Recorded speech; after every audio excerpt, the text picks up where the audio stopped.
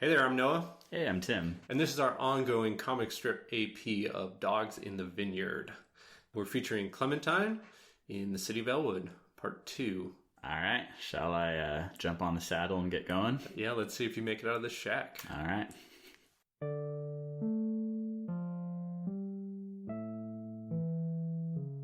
So I'm sitting on this hard-backed chair. They don't have me tied down or nothing, and my gun's strapped across my back. But I know that if I got up, any of these 4 men here they'd gun me down in a moment.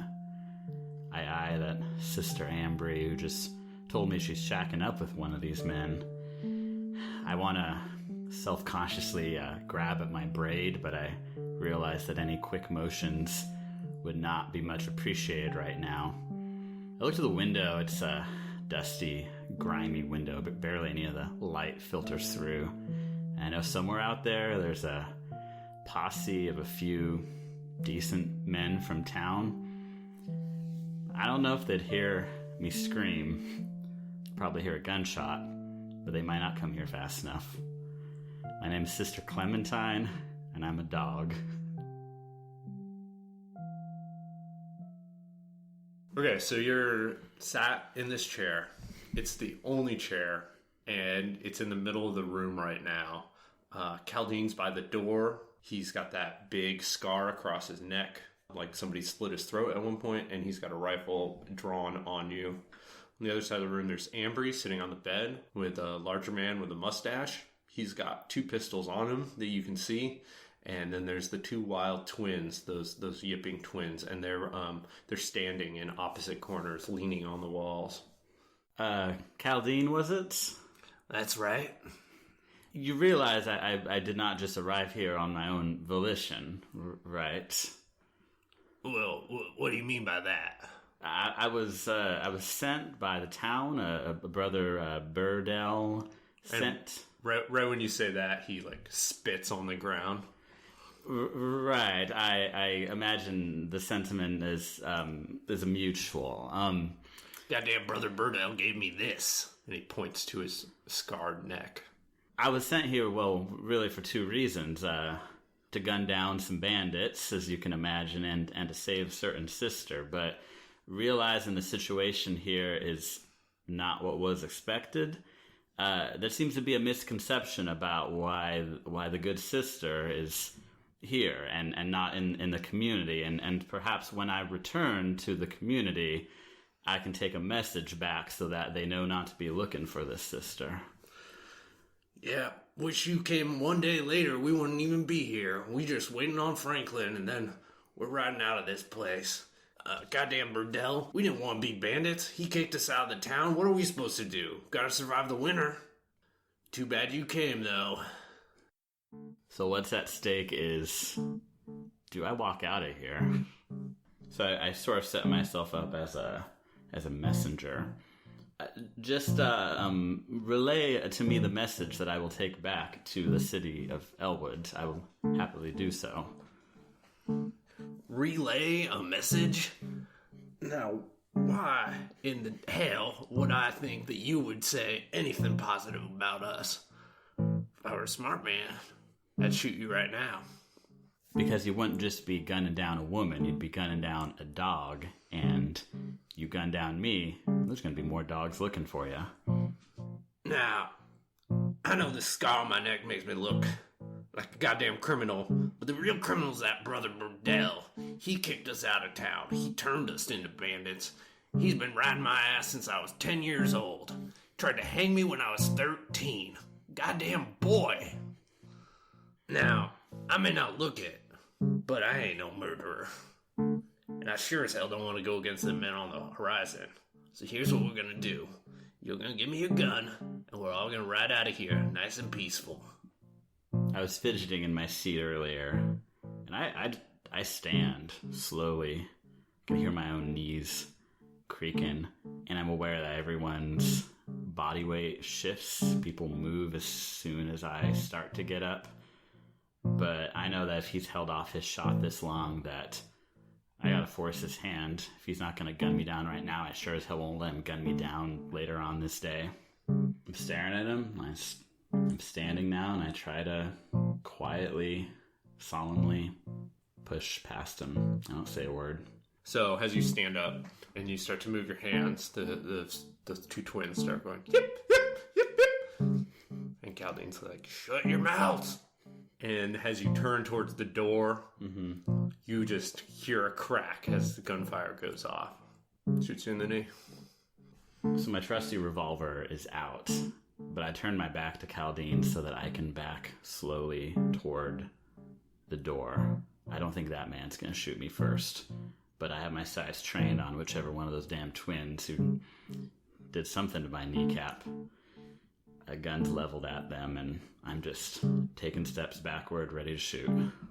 As you turn around, Caldine's kind of, he's not really looking at you now, and he goes, God damn it, Levi, now that posse's gonna rain down on us. What have you done? And he's like peering out the window, you know. Now hold your fire. And he steps in front of the door. And then he goes, Lonzo, get the dynamite. I'm backing up, and I step beside him, beside the blocked door.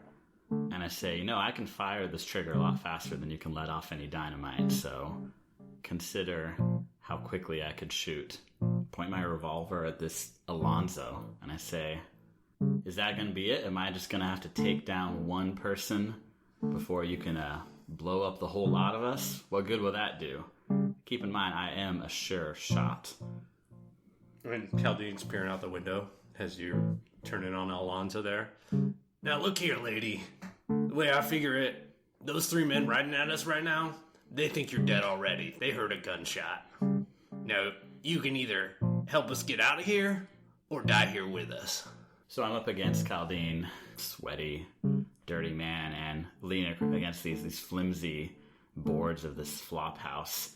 A dusty window facing out where that posse should be coming is nearby, and I realized that this whole wall could be riddled with bullets real soon, and it wasn't a suicide mission I was on. If I can get outside where the light of the good king of life is shining, maybe I have some chance, because the posse's riding up, and just want to make sure they don't accidentally take me down too. I'll go out with these men, and then we'll see what happens. Okay, so you gave up, which means you don't get out of the shack. I don't get to walk out of the shack. You do not get out. Your lot is with them. Yeah, so Caldine takes your rifle, he takes your pistol, and he nods at you and he's like, "Atta girl. Now nobody got to die here today. Let's just all be nice and easy." He opens the door. He's got his... I think he actually has you at the end of the rifle with it poking into your back. And you maybe turn and look to see what's going on. And you see Alonzo's flipped the bed over and is doing something behind it. Stanley and Levi, the two twins, have moved up to those two windows. And they actually both knock the glass out of them. Yeah.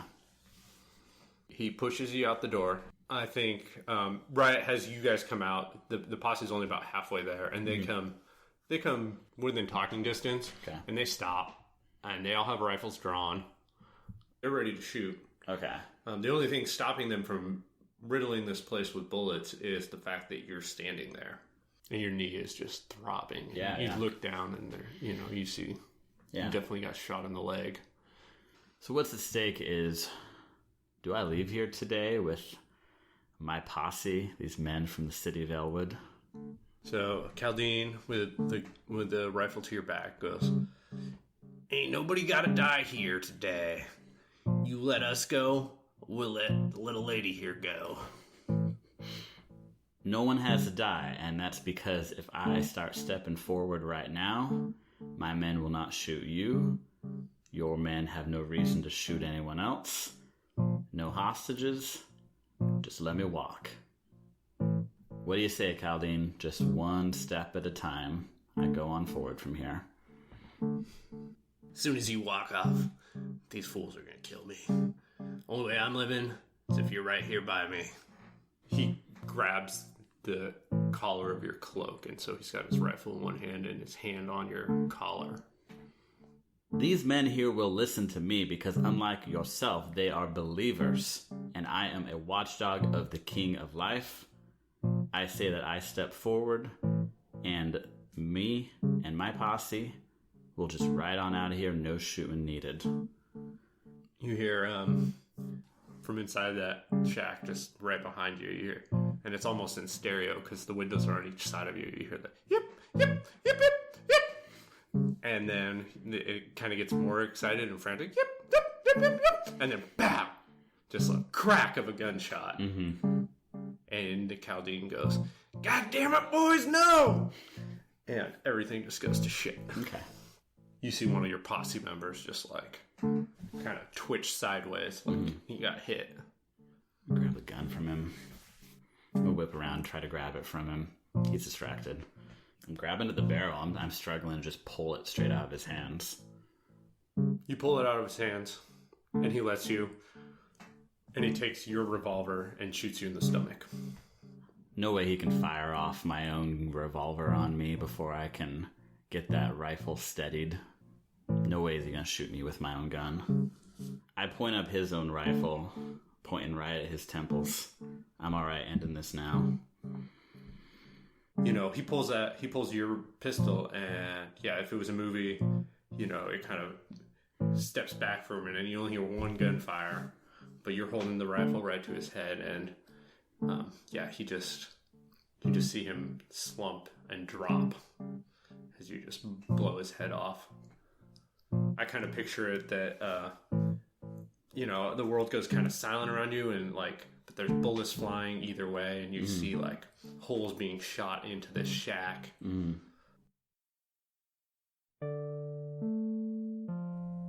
It's getting dark by now. I didn't expect to be out in Broken Oak Gulch all day. And when I see that damn blasted tree with the skeletons hanging on it, it's just lit by the moon coming up from the horizon. It's me and the 3 men from the posse. Well, one of them's draped over his horse. He didn't make it, and there'll be a ceremony to do back in town. As to the matter of Sister Ambry, well, she ain't coming. So I don't know who we left behind, but I know I have some bad news to bring back to Brother Burdell. And I know that I'm going to be looking for any of the Crescent Moon gang that may have survived, and I'm sure as shit looking for this Franklin somewhere down the road. But for now, it's just me and the city of Elwood. I gotta explain what went down today.